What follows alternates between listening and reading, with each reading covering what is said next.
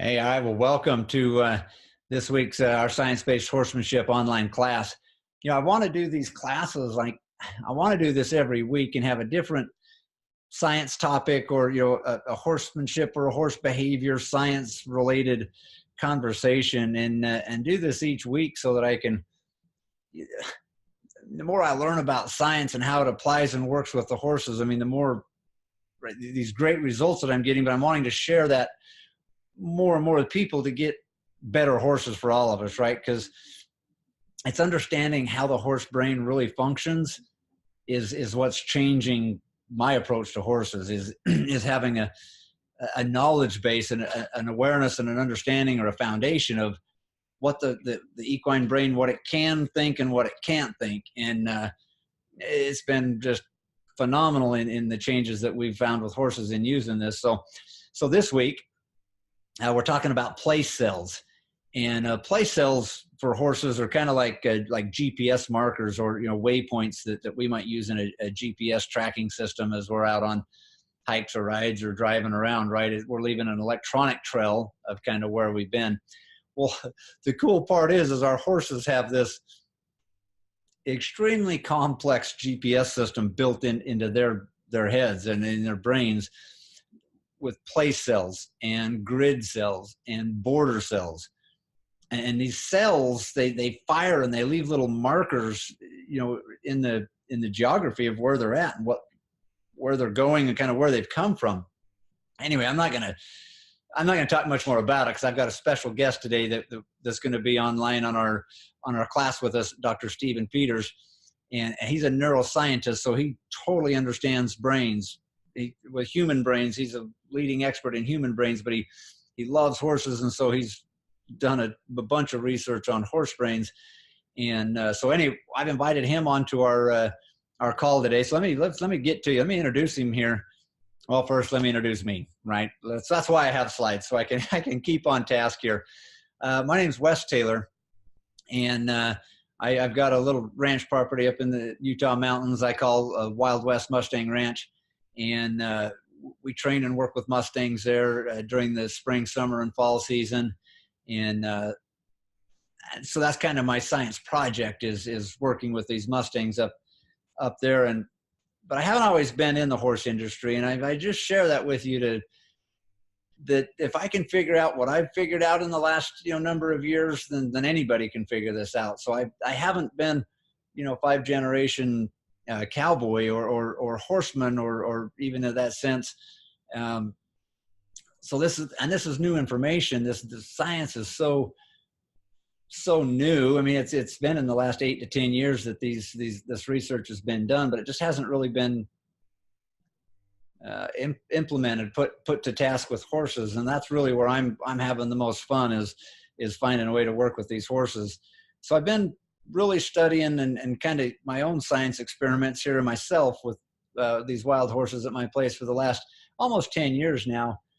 But I run into Dr. Peters about 5 years ago, and that's when things took off, man. The more knowledge I got from Dr. Peters, the more, the more knowledge I wanted. It was a desire I just couldn't fulfill. And so I've been working and following these Mustangs, and if you're in the Mustang scene, you're kind of dedicated and in, and if people that are Mustang people, we're all a little goofy and we're kind of really committed and into our Mustangs, and I'm definitely that. I really prefer and love starting. I love the colt starting part. I like those first seconds, minutes, hours, days, weeks, and months. I just love those first because Mother Nature is just so real and so raw in these Mustangs. Man hasn't gone in there and messed things up, right? They're just raw, wild animals. And so you get to see the science. You get to see Mother Nature at just such a raw, real level. And so it's a great place to perfect your skill set because it is so dynamic. It is so real time. It is so instant feedback in working with these wild horses. If you're off on your timing or your pressure or your release, they're going to let you know. And they're very reactive. And so over 10 years of me working with them, I've really really come to know kind of how and where to feel and to be with them. And then adding the science into it is just phenomenal. So, all right, enough about that. Let me introduce you to Dr. Peters. And so this is my friend, Dr. Peters. He's in northern Utah, and he's got a lot of letters and a good job title there that us horse trainers, there's nothing after my name. It's just like Wes Taylor, period. Right? There's no other stuff there. So I love Dr. Peters' research and his mind and his desire to learn. And he has spent so many years not just learning at the beginning of his career, but so many more years afterwards in his career with human brains learning, and then converting that over into horse brains. So I'm going to not try to say too much about him. I'll let him introduce himself and talk here in a minute. This is a picture of Dr. Peters and I dissecting a horse brain. So as I was kind of quizzing him and asking him questions and, wanting to know so much more about, gosh, how do these horse brains work? What parts do what? And so, gosh, we took some time and dissected a few horse brains. I've only dissected a couple, right? Dr. Peters is the dozens and dozens and dozens, he says. I don't know how many that is, but it's a lot. But anyway, he was showing me how inside there, the horse brain, how the different parts connect and talk to each other, and what parts can talk together and what parts can't. And then depending on how those are being influenced by chemicals, by drugs, naturally, that also impairs or improves their ability to communicate back and forth across these different spectrums in the brain. So phenomenal information that I've been getting from Dr. Peters. But another thing that I really like about Dr. Peters is when he's not at the hospital and doing brain research and studying these things, he's a cowboy guy, he's a horse guy, and he's a Mustang guy. He loves horses. He loves going out riding. And so if you run into Dr. Peters, in town, this might be what he looks like. He very much likes the Western horse riding, just that lifestyle and that feel. And I sure enjoy gaining as much knowledge as I can from him. And so with that, let's just jump into Dr. Peters, and I'm going to have him introduce himself here. This was an interview that I did last night with him as I was preparing for this broadcast on place cells, grid cells, these different GPS type cells that our horses can have in their brains. And again, I'm just so grateful for him and his time and his research and his willingness to participate with us. So now if I can get all these buttons right and get my technology going here, I should be able to get his video playing. All right, let's see here. We go. So. Woo-hoo! Well, welcome, Dr. Peters, and thanks for taking the time to join me on here online so that we could have this fun conversation. It's always reassuring to me to talk to an expert, talk to somebody that really knows the science, and then I can kind of add my cowboy working knowledge of it and then kind of the real world application. So thanks so much for your time, and take a minute and just kind of introduce yourself and tell us a little bit about your background and kind of how you got to where you're at today.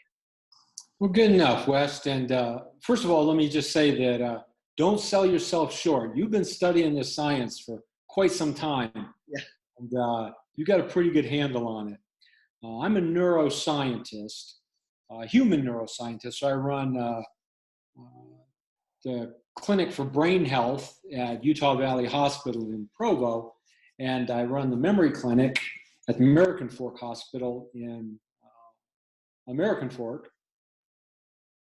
But my interest in horses is lifelong, and so over time I began to apply the neurology to horses because I heard so many things that just did not seem accurate or coincide with the neurological underpinnings of how a horse would behave. So I began to dissect horse brains, dozens and dozens and dozens, and looking at all the connections. And quickly, it became evident to me that a horse is a sensory motor creature. And I think we hear you say that a lot.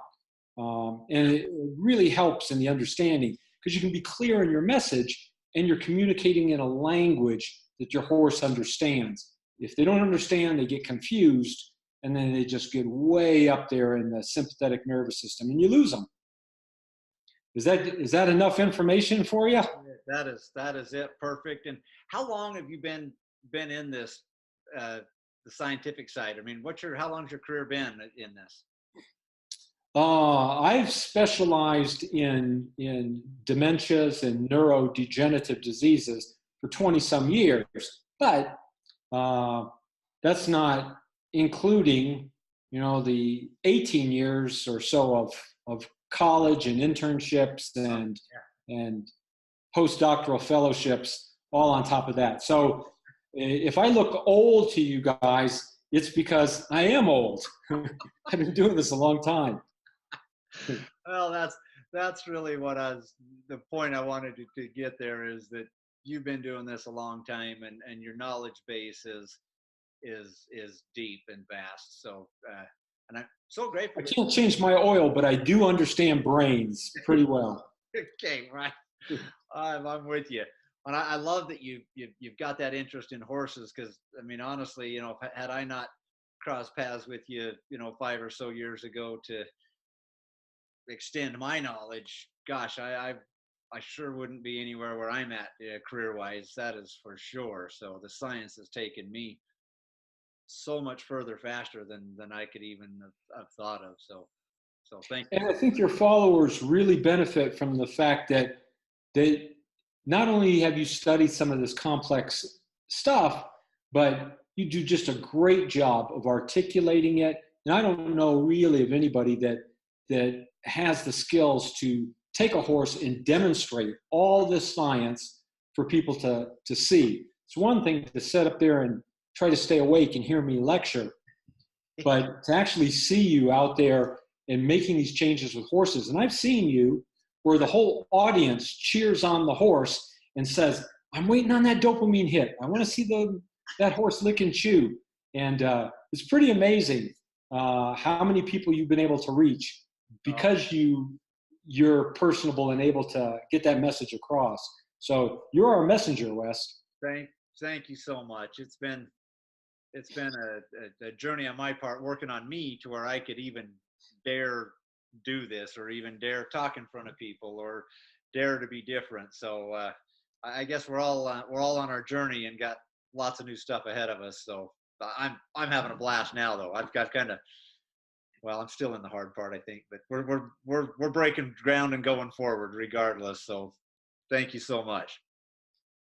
Hey, so today I wanted to share Dr. Peter's knowledge with you on a specific topic today. So we're not going to just talk widely and vastly about science. We're gonna drill this right in, and I want to tell a little experience that happened with me a couple of 3 weeks ago, and that's what kind of brought this up. So we're going to be talking about place cells and grid cells and boundary cells a little bit. And so what these are, and I'll let Dr. Peters get into the explanation part, but they're, for lack of better terms for me and my explanation of it, they're kind of like GPS markers, or how we might ask Siri, hey Siri, driving directions to, Dr. Peters' house, right? And Siri will route me all the way there. Well, it's kind of like that with our horse brains. We're gonna. One option, do you want the one? Hang on, Siri's answered me, and she's trying to get me directions to Dr. Peters' house. Hang on, I gotta turn this. She's talking. Hang on a second. Whew. Okay, technology.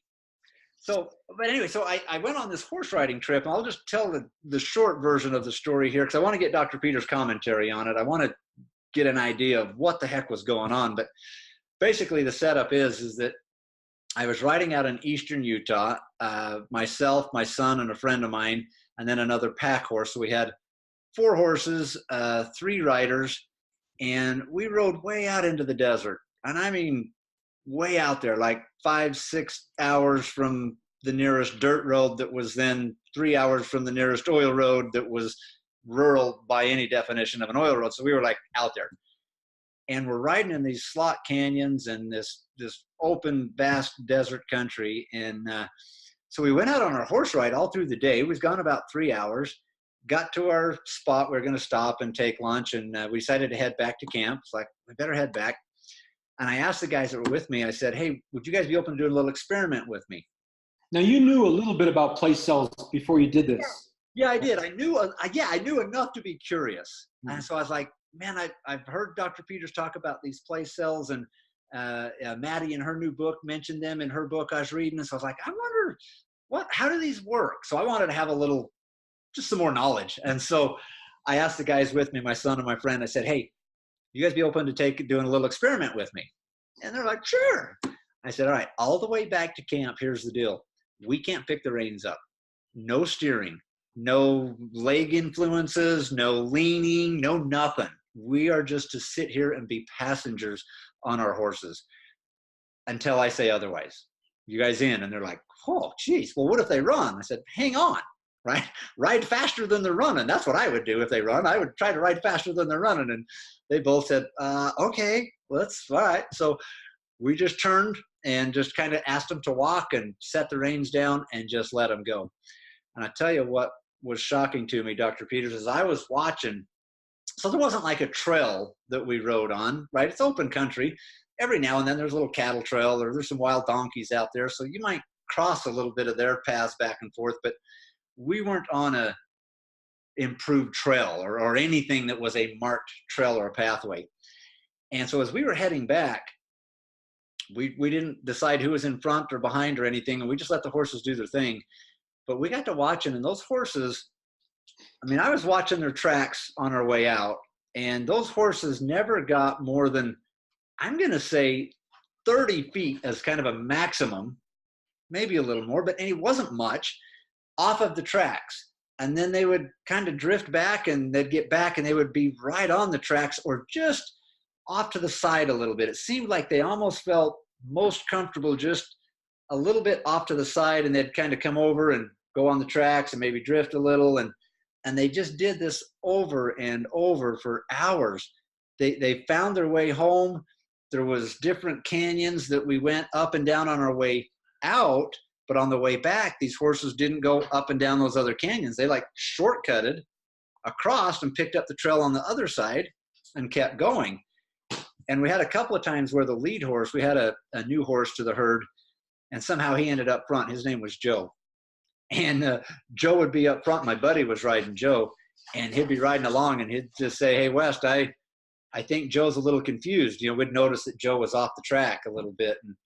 And it wasn't but just a few seconds later, and Joe would stop. And then he'd just stop, kind of look around, and he'd turn and look back at the other horses like, sorry, guys, I lost it. I don't know. And he would just stand there. And we're all sitting there talking to each other. We're not influencing our horses at all. And we just sit there, and one of the horses one that just knew the path, knew the route, would start walking. And then the other horses would file in, and that horse walked right on that path or just barely off of it, but never more than 30 feet. And we got confused a couple of times, but the horse that got confused would just wait, and another horse would take over. And then they stayed on this path, and we were going like down into the canyon and then climb out the other side and go around a bunch of trees and then come down the canyon on the other side. And they stayed exactly on it. I was just completely not shocked, because I knew about these place cells, but I hadn't really put them to the test or even really experimented with them. You know, I just, the horse will get you back to the truck kind of a thing. And, you know, we let them do that on the way back, but this was a different setting. Gosh, what does that mean to you, Dr. Peters? What was going on, and how did those horses know where to be? Well, let's set a little groundwork here. There's an American neuroscientist, John O'Keefe, and he wanted to figure out how these rats were learning a maze and seemed to follow the exact same, almost stepping in the same paw prints as they did when they first learned the maze. So he started measuring with some very sophisticated technology. He'd put electrodes deep in the brain, and he could find that certain cells were firing. So if a rat went into the corner of the maze, only one cell would fire at that specific location. He could not get that cell to fire again until that rat went right back to that exact same location, and then it would fire again. What he later discovered was that the rat was laying down almost like place marks along the route, and they would fire when the rat was at those specific locations. Well, then some Norwegians, Edvard and Britt May Moser, they're a couple, they're husband and wife. They found out that not only were there place cells laid along the line, but there were grid cells, little triangles that could determine longitude and latitude. Okay. Then it gets even more fascinating. Later, it was discovered, well, let me first mention that with place cells, it relies somewhat on the visual system, so that the horse doesn't come to and say, okay, I take a left at the silo, I take a right by the corral. A place cell will fire, but the horse will have a visual image of where they're at when that place cell is laid. Interestingly enough, if the horse is going north, for example, Okay. right, it's laying down place cells all the way down there. If you let them rest at the end of the trek, what we find happens is those place cells fire in reverse order. So the horse is mapping out backwards the way to follow back the trail.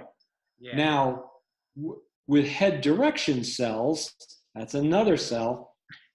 That has to do. That's all right. That has to do with the inner ear and your inner gyroscope.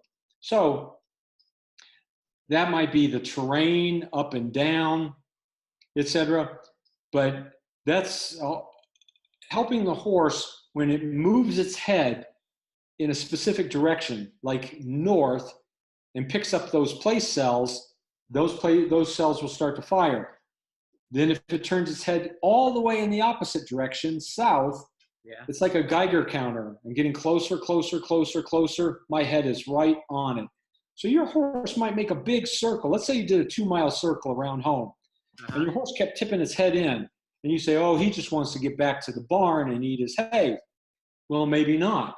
Maybe what's happening is your horse is trying to orient how far they are from home and how close to the path they are by moving its head. So would it maybe be the horse might be turning its head towards the barn or the truck, the trailer, or even to camp or whatever? Not so much, but almost like it's trying to get a reading, like it's like an antenna. Is that right? Kind of what you're saying? Right. So let's say you parked your car out in a parking lot, right? And you laid a place cell out there, right? And then as you walked into the mall, you placed other place cells that left you a little grid. Okay. Now you walk out of the mall and you scan the parking lot with your head. As your head gets closer to the direction of where your car is, your place cells are firing more strongly. And you just line up your head with those place cells and you can follow it back. So people say, wow, my horse has such a great memory. It remembers the way home. It's a fascinating way that the brain works, but not memory like humans. They have extra sensory help that we don't have. We have Siri, but we don't have these place cells. And here's something else. They found that if there's a reward, if there's dopamine, okay, right? If you follow those place cells to water, if you follow those place cells to a mate, if you follow those place cells maybe to a real green pasture, you're getting dopamine and it reinforces, makes those place cells even stronger.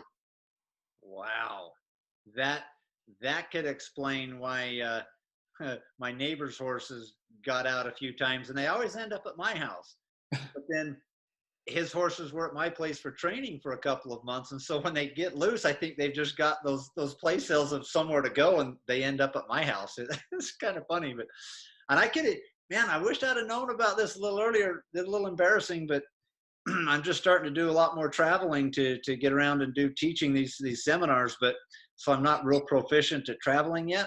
But an embarrassing story, I parked my car at the airport, and when I got back to the airport, I didn't even clue in of where I parked my car.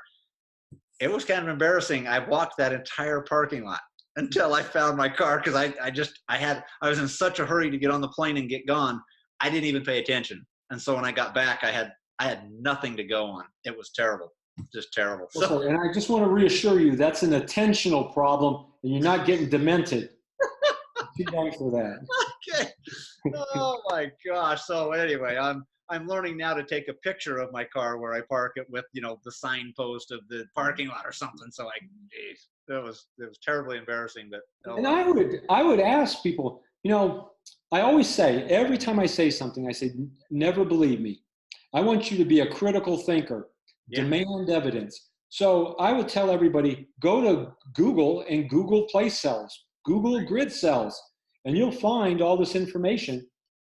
So this research has been out there, but maybe it's just new to me in a sense, but it's new in the science side of horsemanship, that this stuff has value now, instead of it being just kind of old, maybe wives' tale or old heritage stories, about how old Andy, the old plow horse, could get the kids home from school every day, and he just knew his way. But well, here's your mission, Wes, is that a lot of these studies and a lot of these findings end up getting somebody published, and then nobody reads them except they sit in some science library at some university and never get applied, right? And the cool thing is that you're just applying the science, but it's there. Yeah, I think that's what I've liked the most about this, is the more I can discover through you or through others that have got this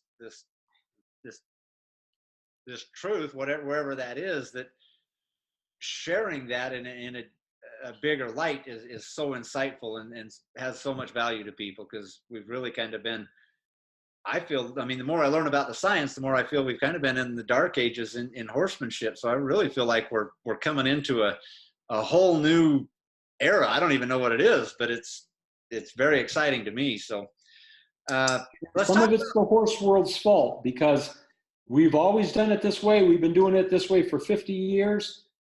Maybe I shouldn't say this. I've kept my horses at a place before where, time and time again, the owner of the place said, "Look, buddy, we've been doing this for 60 years. But I've noticed he peers over the fence at me from time to time. And then when I've come up quietly, he's actually doing some of the stuff that I've done in the past." So catching over the fence, waiting for his horse to lick and chew, right? Yes. Oh, I love it. Talk to me. So I'm going to ask you some questions. You mentioned play cells and grid cells. Talk to me a little bit about boundary cells, and I've got a couple of questions about that I might be way off, but anyway, boundary cells, how do they work? Sure. They started this research with rats, and they might put them on a table, and they'd find that cells would fire all along the table. So, an animal will want to know its boundaries. So, a horse in a new pasture is going to walk that fence line all the way around and know where its boundaries are. But that topographically gets laid down in the animal's brain. So if there's a cliff, if there's a fence, if there's a cattle guard, those things get laid down in place. In fact, Martin Black will tell a great story about where he's pitch black. He thinks he's pretty much lost. He lets the horse try to find its way home. All of a sudden he hits a spot where it's about 3 feet of snow, and the horse will not go. And he just cannot figure out why. So he spurs the horse a little bit, still can't get that horse to go. And then he says, "You know something? I think I know something about why that horse is stopping." So he dug down deep, and sure enough, there was a cattle guard there, but it wasn't visual. Wow. That horse was not making a decision based on anything other than it's laid some boundary cells Wow. down there. And an interesting thing we talked about sort of before we went on the air, so to speak, is that in Japan, they had these wild deer at this park. Yeah. And for years, they had the fencing set up a certain way. Well, they obtained some new property, and so they tore those fences down, and they found a great number of those deer would not cross over where that fence used to be.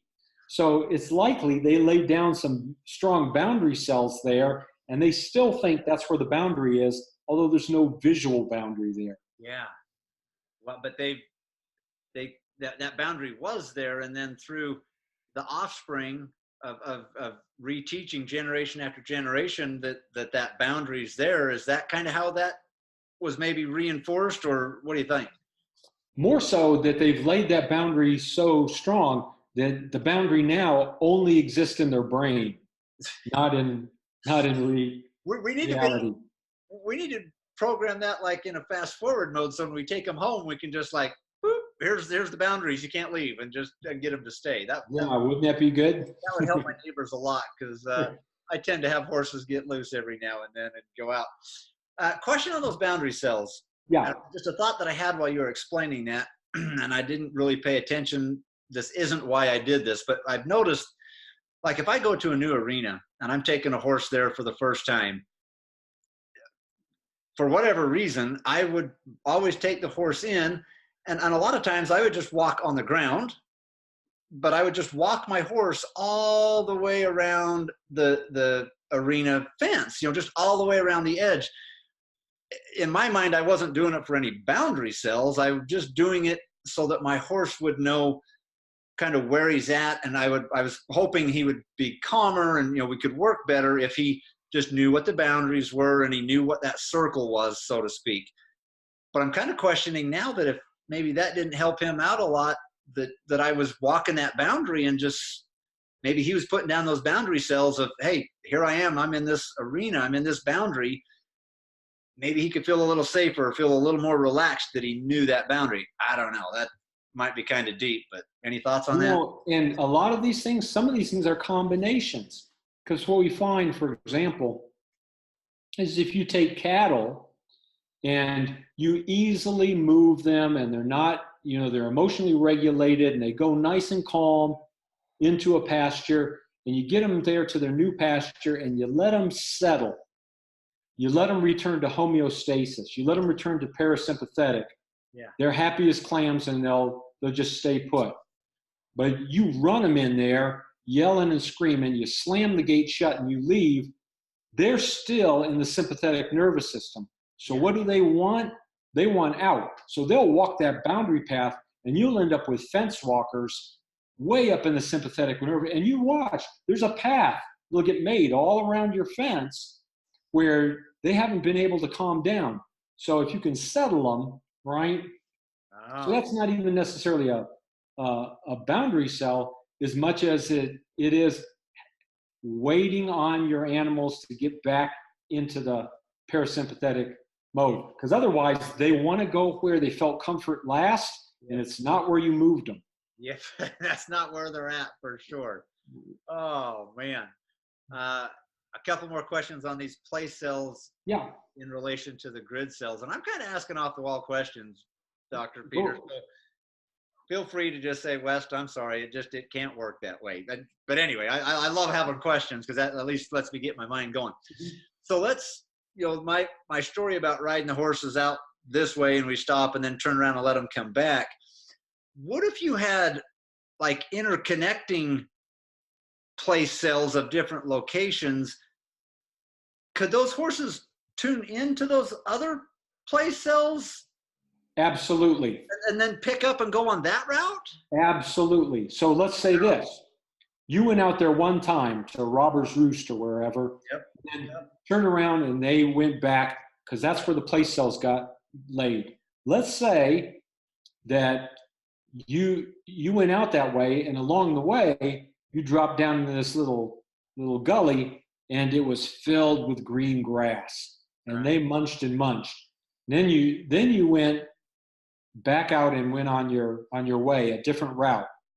Well, do those horses want to make it back to the trailer, or do they want to take the route still laid by place cells and get back to where that grass was? Well, that grass was probably pretty dopamine reinforcing as well. So instead of getting back to the trailer, you may end up getting back to that green grass. That's interesting. That is really, really neat to just think about. And man, I've had more than one. When you go looking for your horses, go look in the green grass, because those place cells took them back there, not to the trailer. They'll find their way back to that. No kidding. Wow. Well, and it makes sense with the Mustang, who can find the water holes, who can find where their survival depends on that topographical map they can make. Wow. That's pretty impressive. Now, these grid cells. Yes. Explain a little more to me. What I understand about grid cells is that the horse could like triangulate right through these grid cells and kind of know where he's at in space on the planet, so to speak. So would that horse have, what are these grid cells? Are they like key marker points? Like this is the truck and this is the corral and this is whatever, or what do they do with those? Think of graph paper. You know, graph paper where you got the lines? Yeah. Well, think of your place cells as setting down maybe a corner of each little square. So you got a place cell, you got a place cell, you got a place cell. And then they wander off a little to each side, right? Okay. And especially coming back. So now you're laying down some cells on the other side. So what you're doing is you're creating this longitude and latitude map. Place cells will show you the direction, but the longitude and latitude you'll get from the grid cells. Wow. Wow. And so can they, I guess the same way, could those grid cells, if you had a pattern of grid cells, say in this area, and then you ride a few miles in a different area, can they triangulate? Yes. Across to the other grid cells and then kind of know that they're within these patterns, these two areas? I don't know if you're a sailor. I was in the Navy, and we did navigation. And what we do is we'd say, okay, there's the lighthouse, right? And over here is a point of land, just the very tip of land, and maybe over here is a building. So we would triangulate off those, and even as we're moving, it's a relative motion problem. We're moving along, but always in relation to those 3 points until we pass one. So let's say we get past the lighthouse, now we need another point, but those points are always a triangulation, the relationship between those 3 spots. So it could be a place cell over here and a place cell over here, and maybe it's even a silo. They're not saying let's make a left turn at the silo, but maybe they left a place cell there. Now it's going to be this tree and that stream and this silo, and I know that all the place cells are going to be within here, and I can tell how far off I am. Yeah. Wow. By triangulation. I don't know if I articulated that well enough. It worked for me. Okay. So if I got it, then I hope others will, because I have no sailing boat experience at all. So, but I could follow. So my question though that come up was, as the horse passes, say these grid cell points, mm-hmm. when they're making a new grid cell, out in front of them, whatever it is.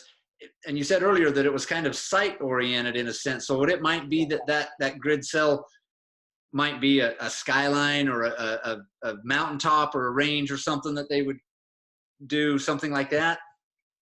Yeah, it's almost like laying down mosaic tiles over the whole path.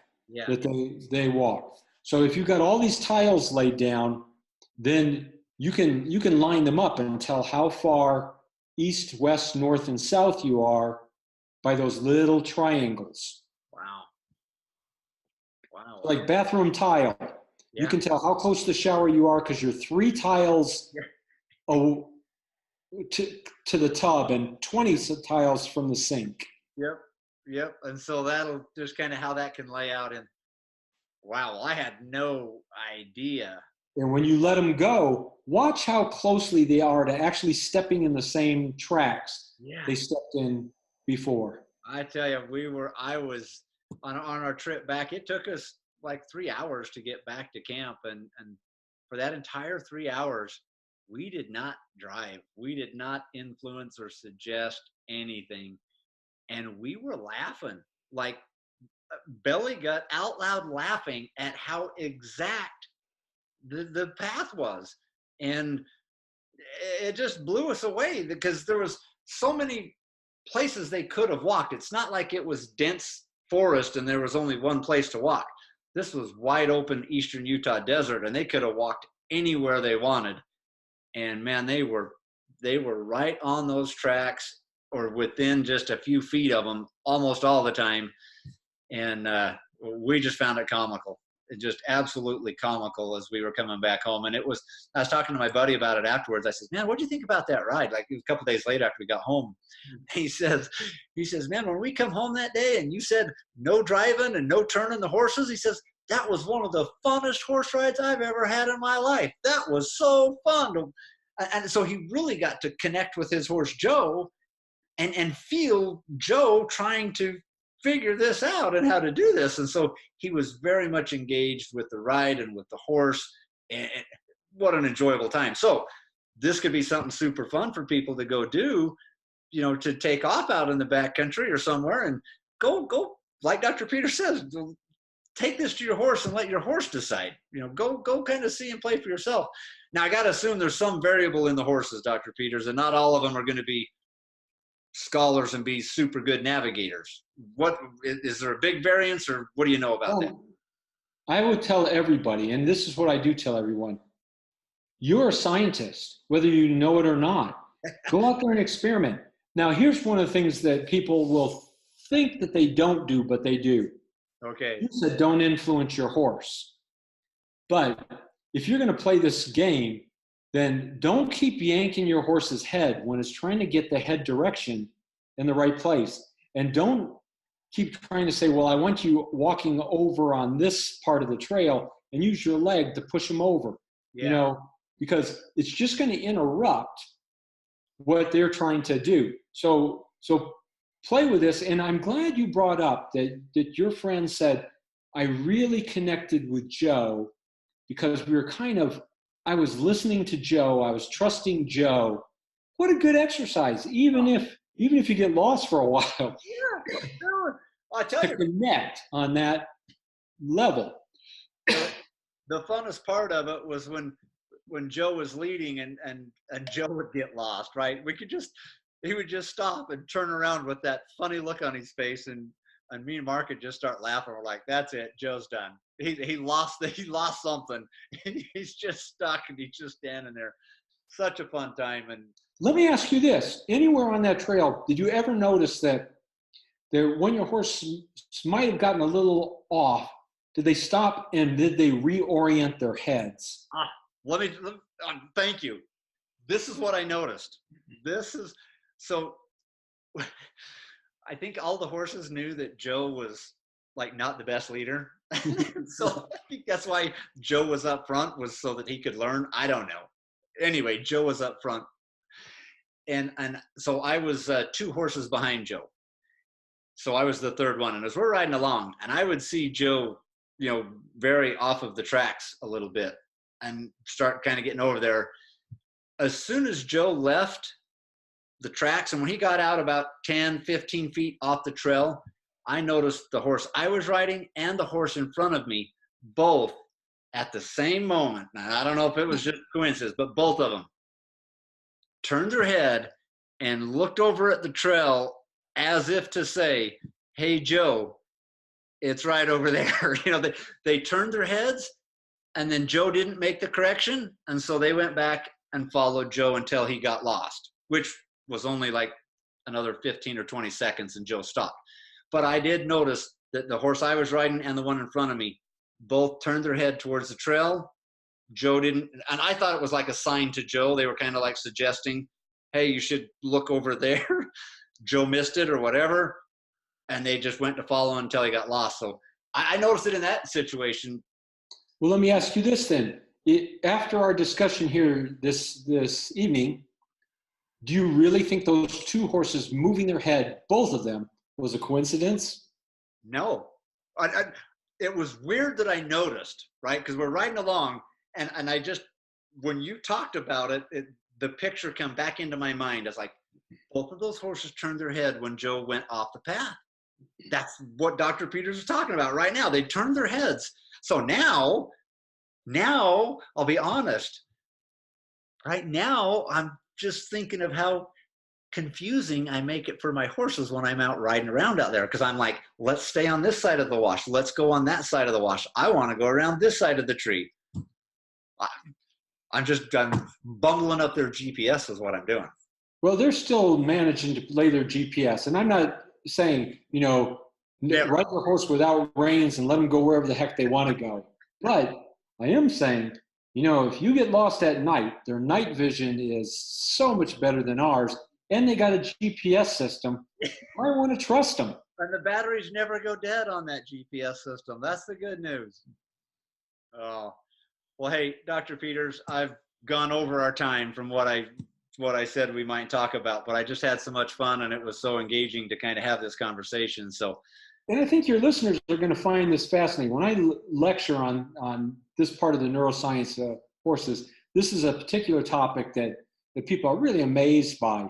And I tell you, you don't have to believe it when it comes out of the mouth of Wes or me. Right. Look it up. It's science. That's what I love about this too. I have nothing to prove. It's just science. I'm just trying to talk about it. So that's what I like about it. So, well, Dr. Peters, thank you so very much. And I tell you, if you're open to it, could I reach out to you on another topic in the future to have a discussion with us? Anytime. I love these talks, and I appreciate being on. So go pass the good word. Well, I love it. I'm going to, and I thank you so much, and I really value your friendship and your knowledge base. Is just both of them are over exceeding. So thank you so very much. Good night, Wes. All right, thank you.